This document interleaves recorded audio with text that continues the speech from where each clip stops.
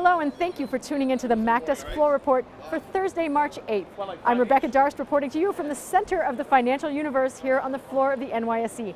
We're up 44 points in the Dow right now, so a little off the opening highs. But once again, we've been taking most of our cues from overseas markets.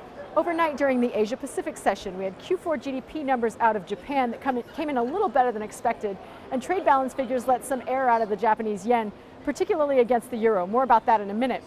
In response, we saw a 2% gain for the Nikkei overnight and a 1% gain for the Shanghai Composite Index, following rumors that that country's central bank may cut the reserve requirement ratio for its banks in an effort to spark growth. Back on February 20th, the bank cut by 50 basis points.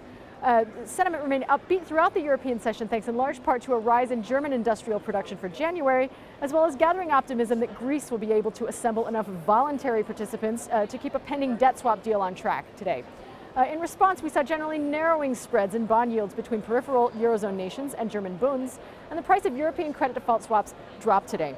The euro moved higher earlier this morning, particularly, as I mentioned earlier, against the yen, which is a common proxy for risk tolerance. So the biggest gain in 2 weeks for the euro-yen cross was noteworthy this morning, although we are seeing the cross down about 1% right now, and the dollar is weaker against the yen as well.